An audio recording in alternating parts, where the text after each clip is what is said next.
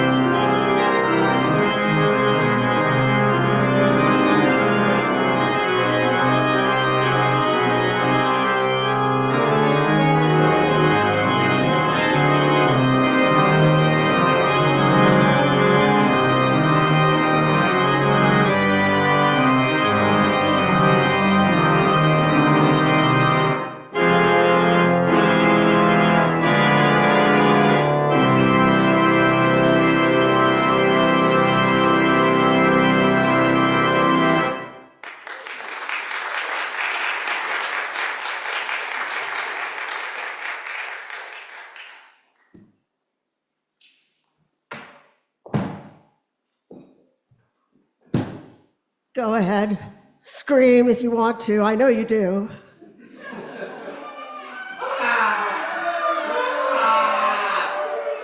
But try to stay dignified. We are, after all, in a church. Think tasteful terror. Now, no evening in Briarcliff would be complete without a few stories to rattle your bones.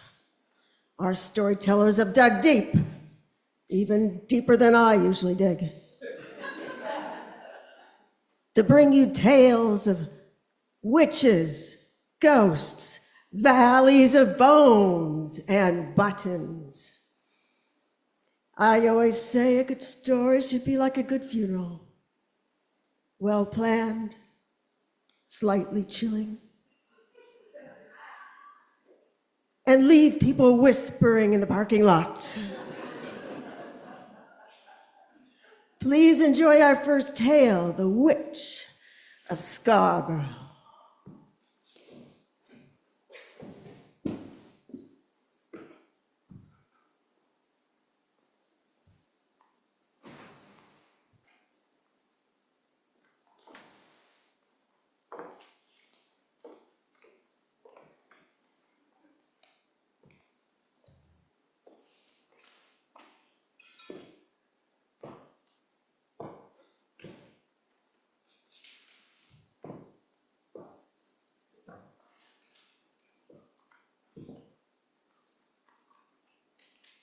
I don't know if you believe in ghosts.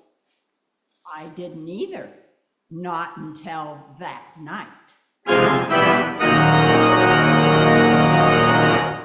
It was late. The moon was hiding.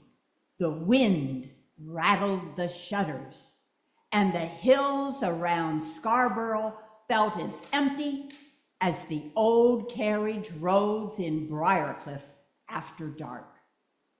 I had promised myself no more ghost work, not after Saul's crackdown. Too dangerous. And then came the knock. Knock, knock, knock.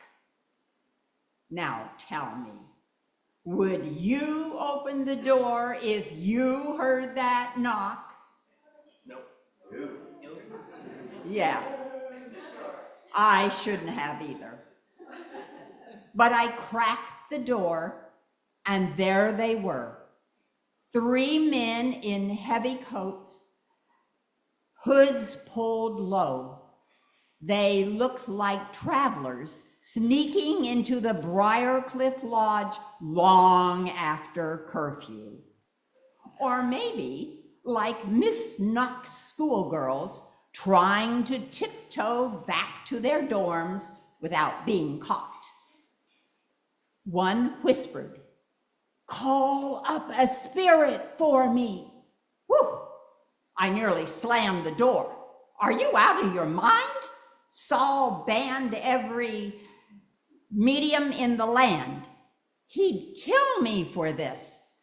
But the man swore, "As surely as the Lord lives, you'll be safe." And I thought, that's a funny promise, especially from someone who won't even show his face. So I asked, "Well, who do you want me to bring up?" He leaned in close. "Samuel." Now that name made my skin prickle. Samuel, the prophet, the one who crowned kings and scolded them too, and the one buried in Ramah, as gone as the Briarcliff Lodge is today. Still, I lit my candles, tossed herbs on the fire, muttered the words. The air grew heavy, like the whole room was holding its breath. Then, whoosh, the floorboards shook, the way folks say the trains used to rattle the old Scarborough station back before it became our library. And up came a figure. Ooh, I shrieked so loud, I scared my own cat off the windowsill. Ah, you tricked me. You're Saul. And that is Samuel. Because I saw it plain as day, an old man in a robe rising from the ground. And the hooded man, he dropped to his knees face first. Because yes, it was King Saul in disguise. Samuel's ghost looked around furious. His voice rumbled like thunder, echoing off beechwood stone walls. Why have you disturbed me? I was resting. Now let me ask you, would you dare wake up a ghost from a nap?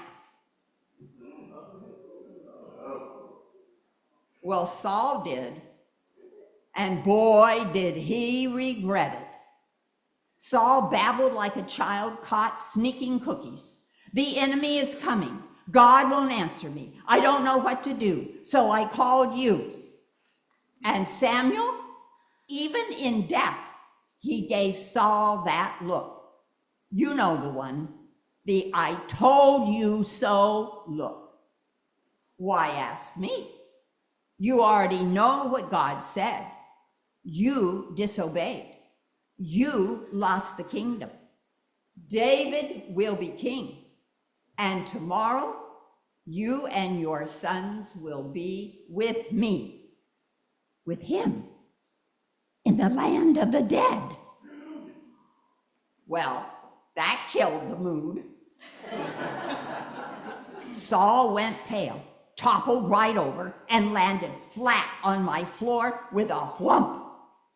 He hadn't eaten all day or night, and I thought for a second he might just skip the battle and join Samuel early.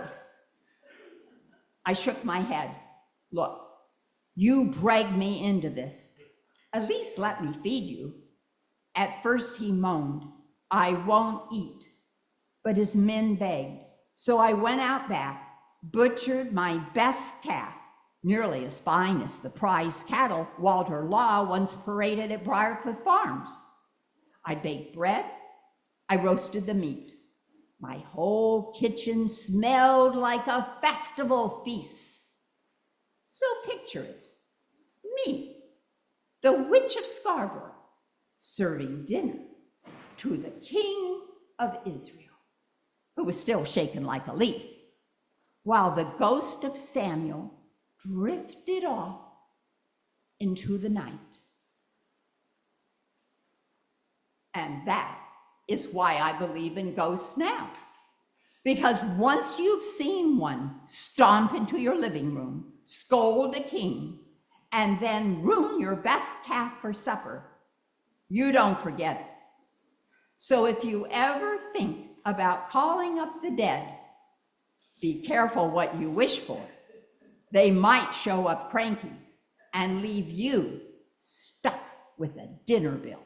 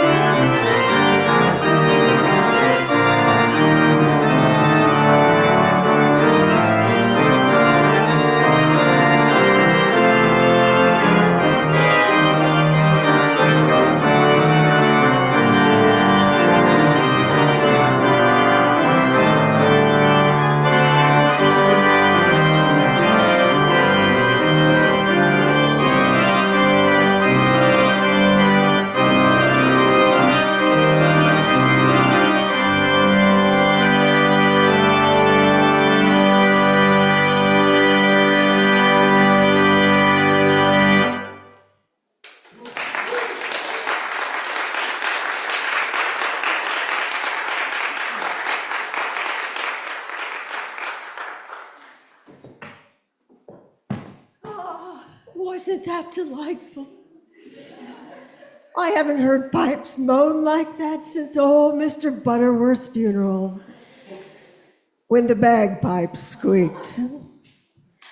Next, we have a tale from a neighbor who is over the hill.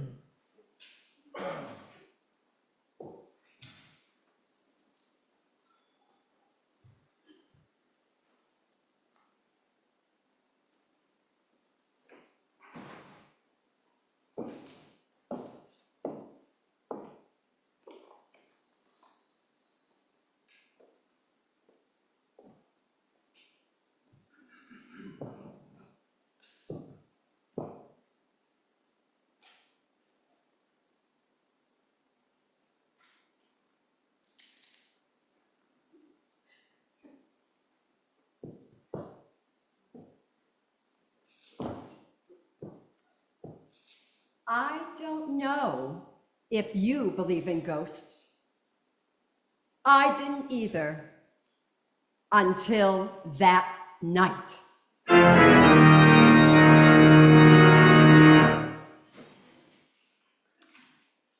I am Narcissa Vanderlip. I lived in Beechwood, the great estate in Scarborough, overlooking the Hudson River. I was never one to sit quietly by the sidelines. I marched for women's suffrage. I chaired the very first New York chapter of League of Women Voters. And I worked with the great Eleanor Roosevelt on healthcare and education. I knew how to run a rally, chair a meeting, and host dignitaries. But nothing could prepare me for the night a ghost stole my trousers. Yes, you heard me right. It was an autumn evening. The house so quiet. Frank and the children had gone away, and I had the echoing halls of Beechwood Hall to myself. It was a very chilly October evening, and I placed my wool trousers on a chair by the fire, sharp creases already set for my trip to Albany in the morning. At midnight, I woke to a sound. What do you think I heard?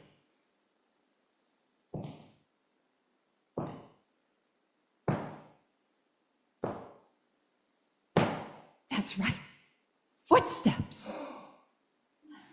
Yes, footsteps in the hallway. The curtains stirred, but all the windows were shut tight. And then I saw him. A tall figure glided into the room. Frank, I called. Frank, is it you? What, home so early? Is everything all right? Oh, but it was not Frank. Oh no, this figure was tall and dark. His hat had a feather, but from the waist down, nothing but bones. Clack, clack, clack, clickety, clack, clack, clack. And what did this skeleton do? He marched straight to my chair, snatched my trousers, pulled them onto his bony legs, admired himself in the mirror, and then glided out of the room. The next morning, gone. My trousers were gone. I rang for my valet, Barney. Barney, I said, Barney, where are my breeches? He looked everywhere. Behind the wardrobe, underneath the bed, even in the fireplace. Madam, he said, unless the ghost of Beechwood likes a fine pair of breeches, I don't know where they are. The next night, I tucked my breeches under my pillow. But at midnight, the specter returned, and off went another pair. By the third night, my cousin Tom volunteered to help. He hid in the closet, determined to catch the thief. I wore my trousers to bed. Sure enough, just after midnight, I arose from the bed, though I was fast asleep. My eyes were open, and yet I was not awake. Candle in my hand, I walked down the back staircase, through the hall, and out into the garden. There in the midnight, I took up a spade and I began to dig.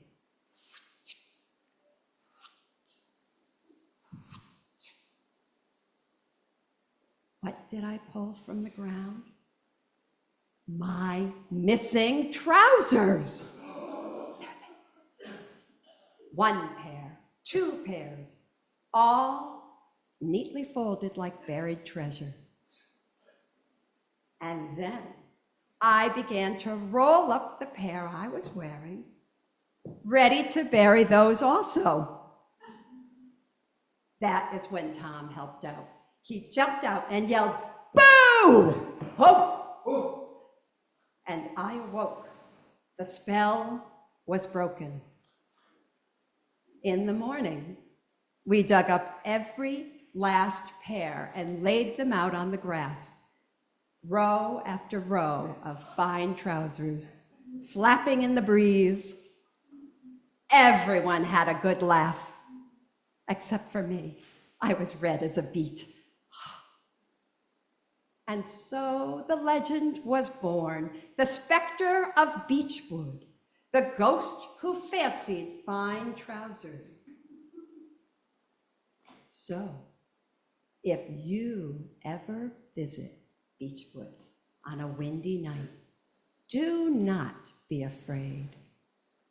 It is not the wind in the trees or the doors groaning. It's me, the ghost of Beechwood. Just looking for my trousers. Clack, clack, clackety, clack, clack. And children, take it from me, never let anyone, alive or dead, take your rights or your trousers.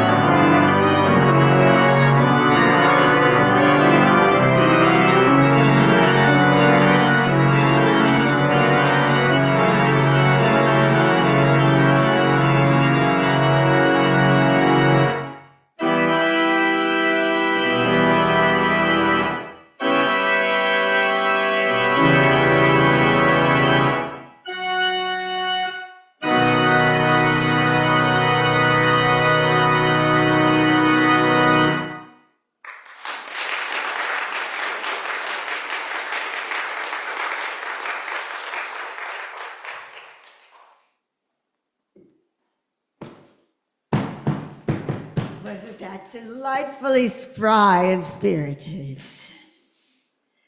The type of music that could make a tombstone tap dance.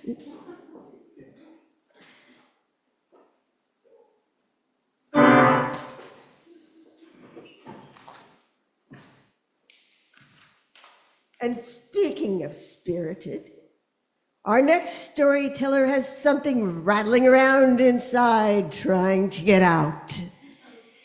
But don't worry, I have some plots set aside if things get out of hand.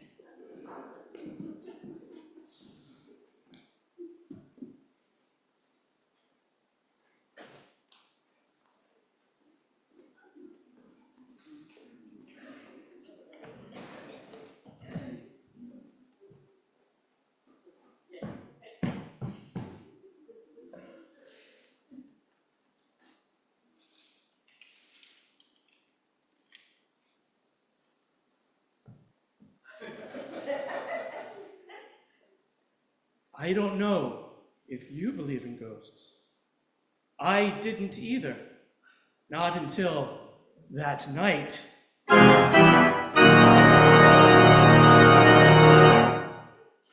My name is Ezekiel Lawbottom. Yeah, I know.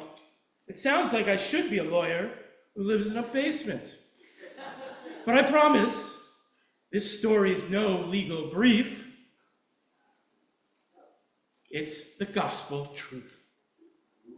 Or at least as true as a hungry man's memory can be.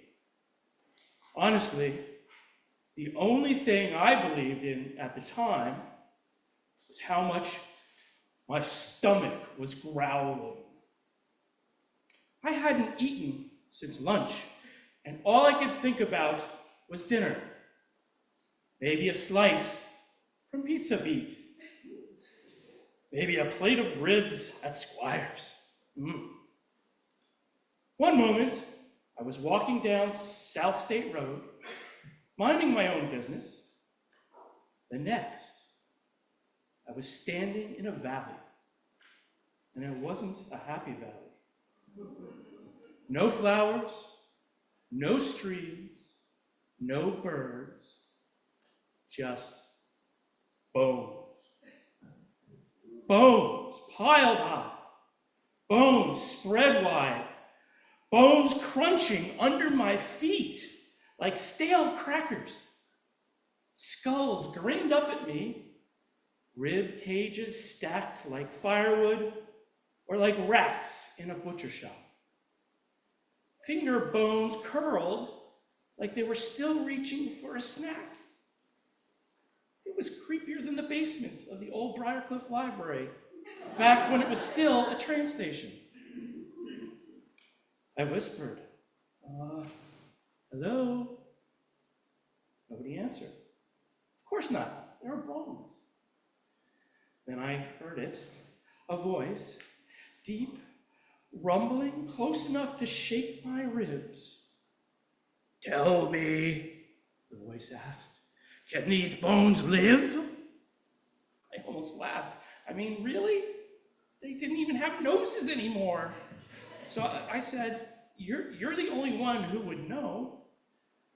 The voice came again. Speak to them.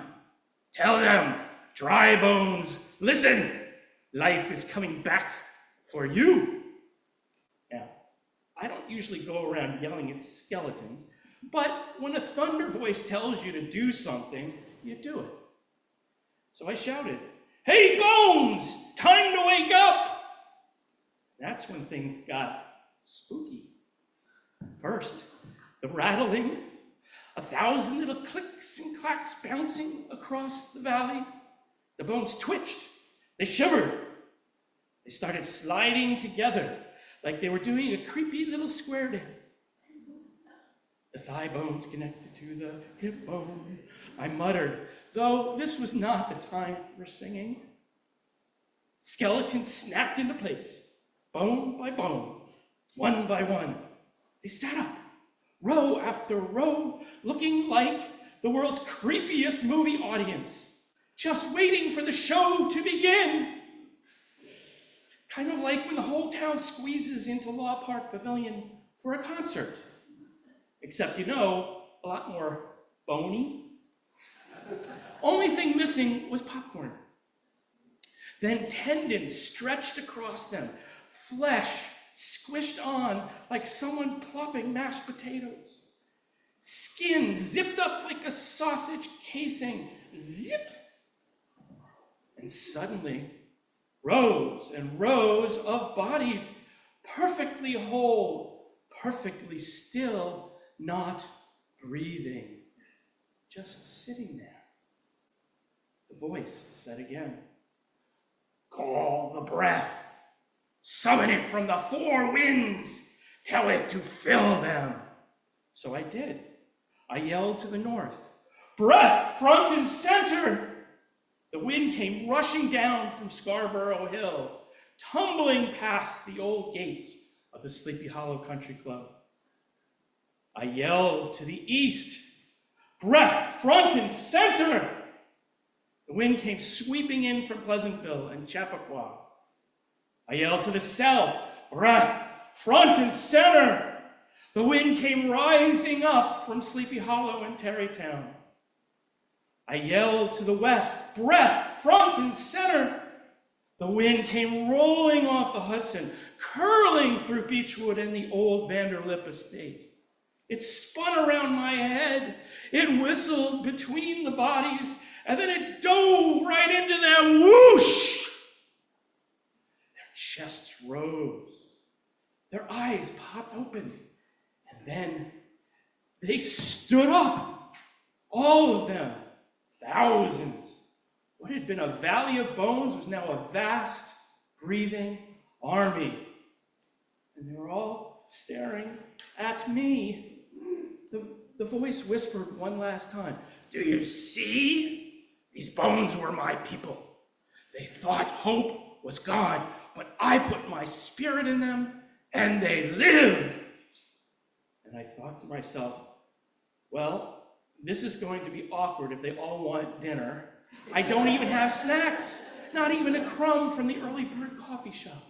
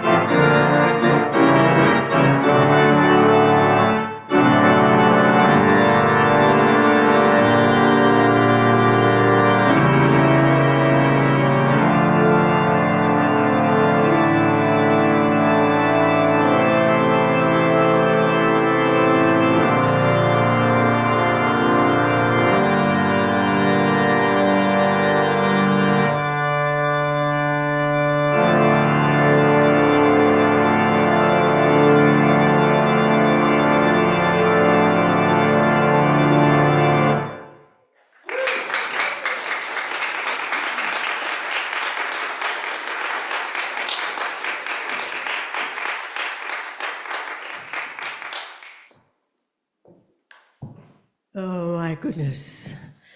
I haven't heard such haunting sounds since the last time I left the mortuary basement door open overnight.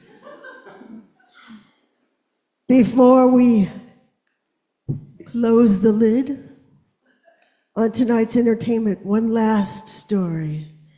It was born right here in Briarcliff. It's about a train, some buttons, and a ghost who's been waiting a long, long time for that final ride home. I have a soft spot for trains, you know. They're so punctual,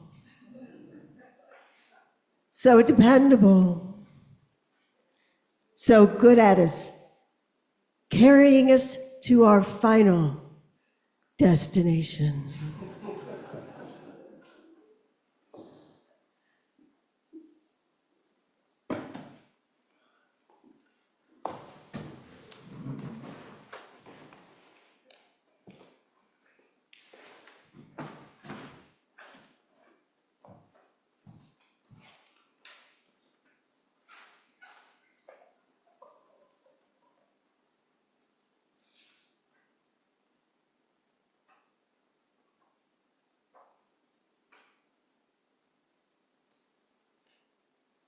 I don't know if you believe in ghosts. I never really did myself. Not until that night.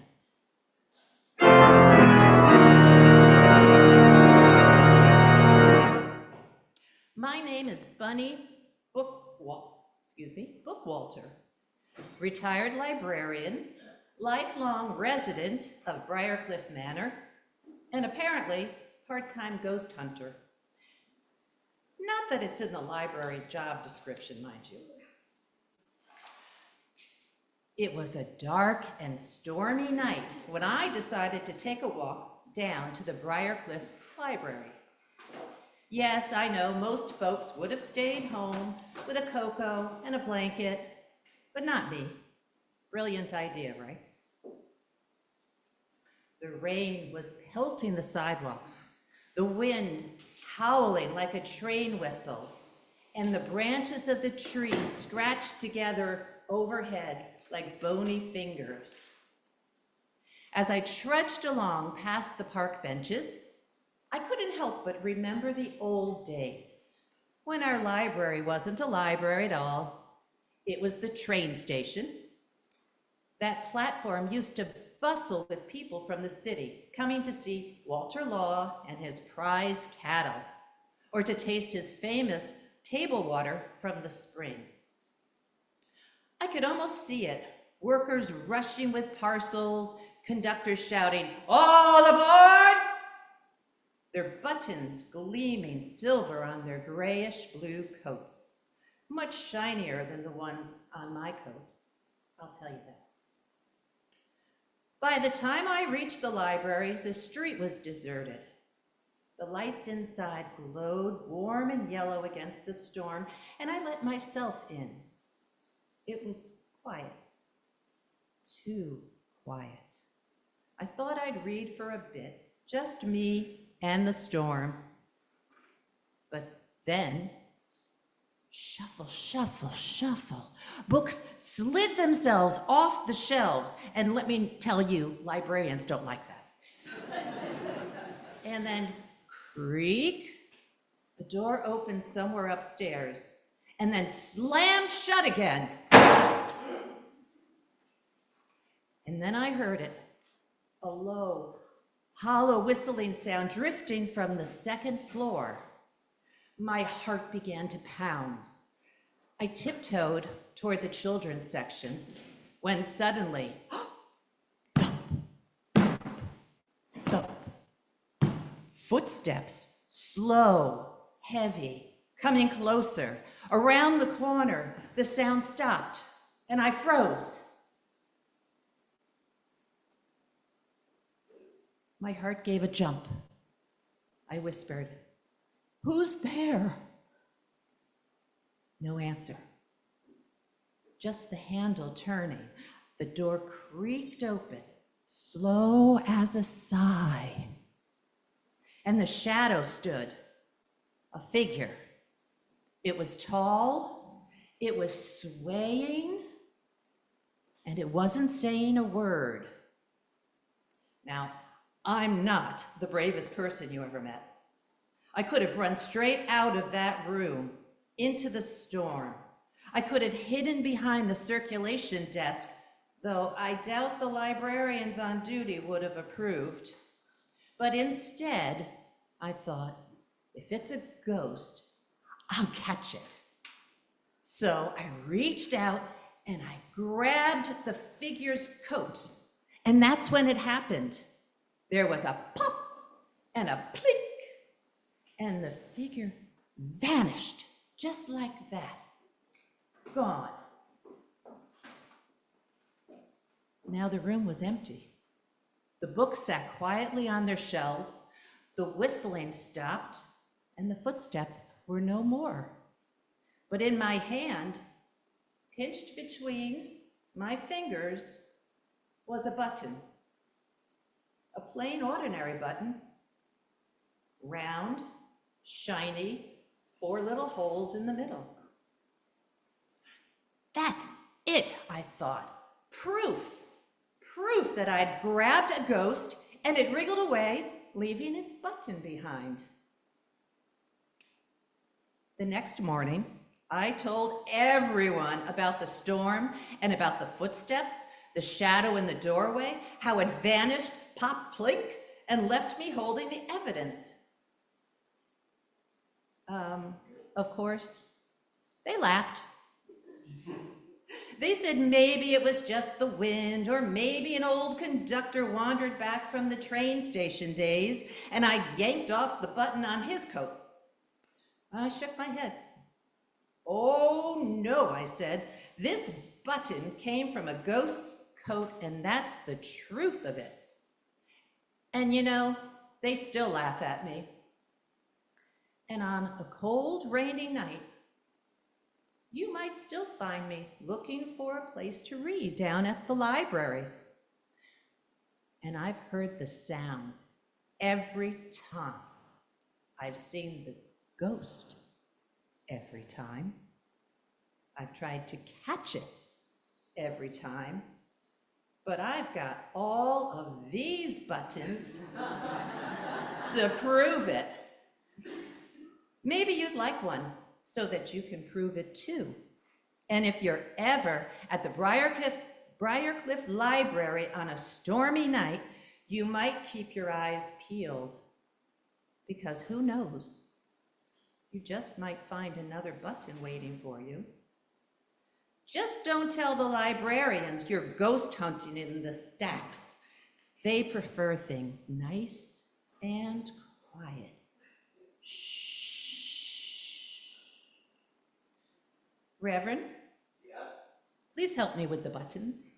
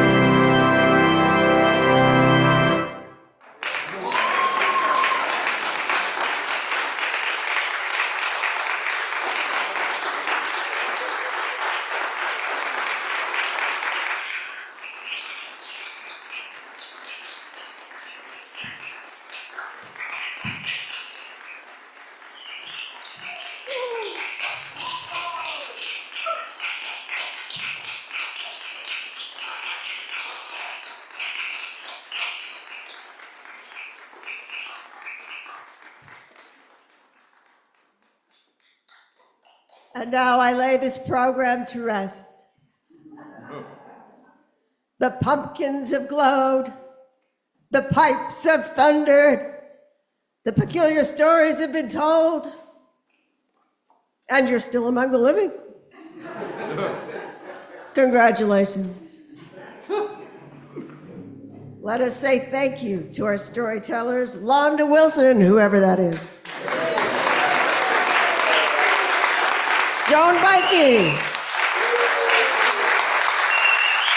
Martha Farnsworth, Alan Pike, Janet Moulton, and to our musicians, Dr. Daniela Guzman, John Rice, Eddie Zhang,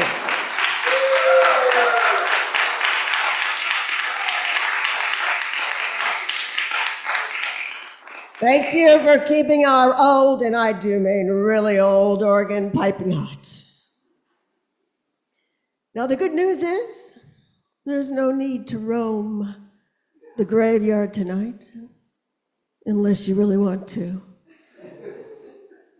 You're warmly invited to BB Hall, where the cookies are fresh, the cider is hot, and unlike myself, nothing's embalmed. We thank you for joining us in this spine-tingling evening. I am Lucretia Deggs, signing off before I start charging by the hour.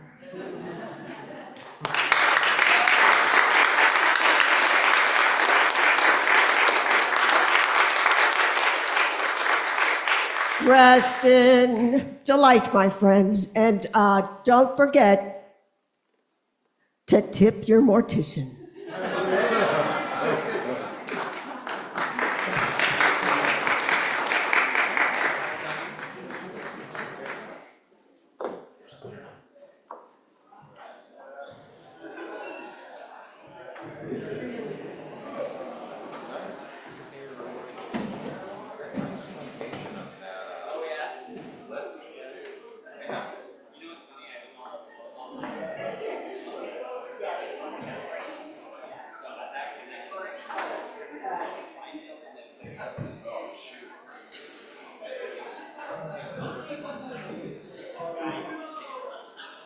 Yes, yes.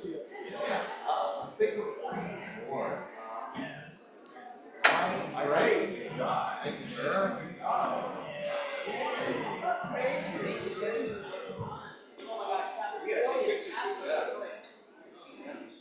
You are so welcome.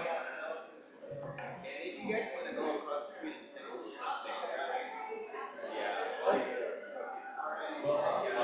I'll say hello. Yeah.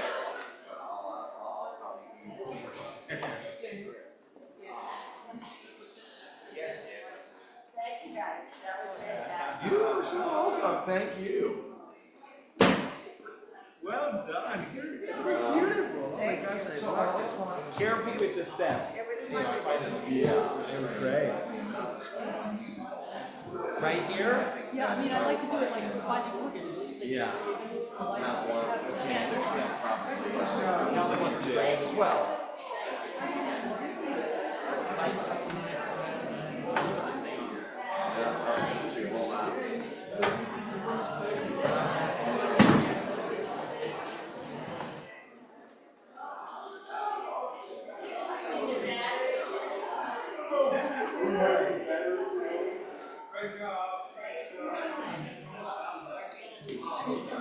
Just so you get something that's good. You can go on my phone too.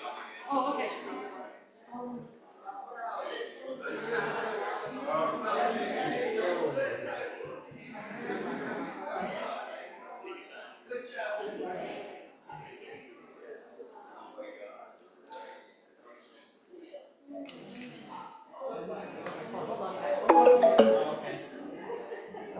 My phone's over there. Okay.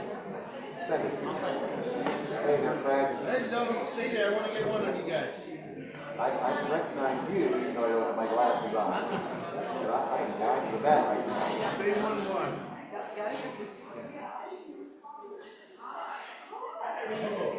Beautiful job, you guys. That was really, really, really fun.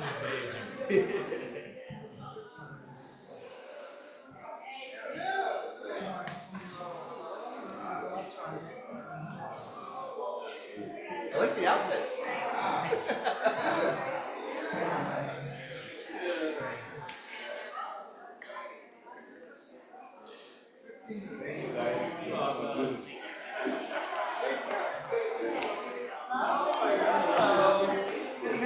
Nice to see you again. Now one more time.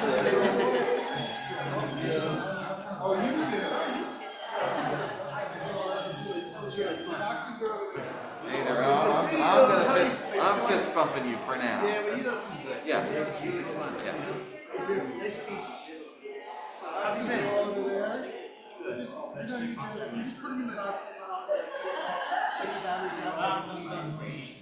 That is a great shirt, man. That is a great shirt. It's you know, it's fun when it's just I'm probably seeing this kid Hitchcock. It's Do we have master class players? yeah, you. Who else? Well, Ty wanted to do something. Okay. All right. And then we have to get, yeah, so, well, a workshop, yeah, the day before. Sweet, okay. So, yeah, we're out there, master class. So, fun, so. Well, congratulations again, you guys are just fabulous, just fabulous. Thank you, it was fun. Really, really, really. I will see you back. Take care, John, thanks. I'll see you soon. So what's your Hey, favorite? John, Oh yeah, we do, don't we? You did, thank you so much. That's right. Thank you, that was fun. The best. Oh, Thank thank you so you. much. And you know what? Sitting up here, we were getting like the vibration Yeah. therapy from it too. It was great. Yeah, oh, that was so fun. Yeah, it was great. What's your favorite color? I like your book.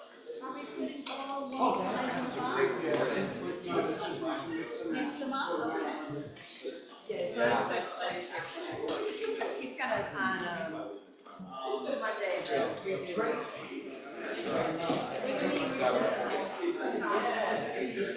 That's similar to just. And they gotta take the batteries off. They're gonna do it Monday. You know?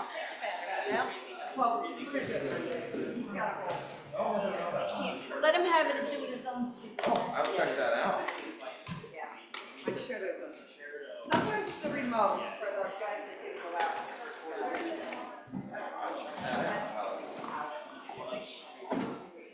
I have one recording of my staff recording as French stuff.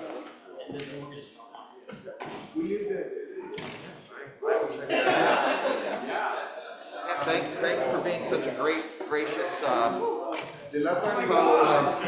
co-person of the concert. Yeah, but I'm thinking on the score, Yeah,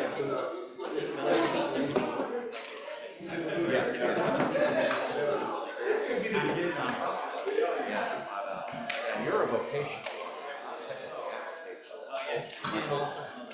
No, my full-time gig is public school music. Yeah. Choir 5 to 12.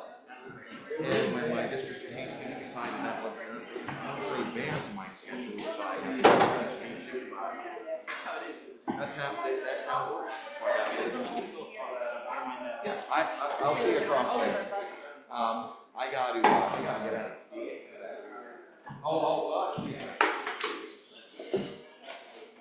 This is a little ridiculous to walk around.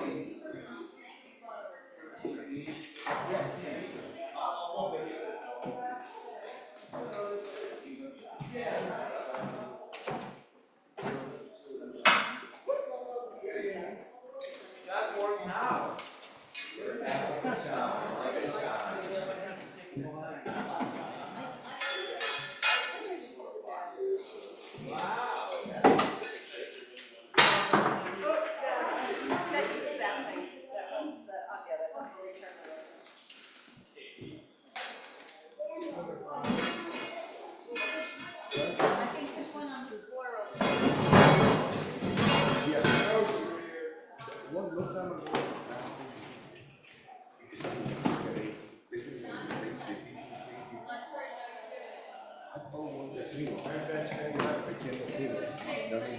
then I saw them in Colombia, and they sent me an envelope, and they nothing was there.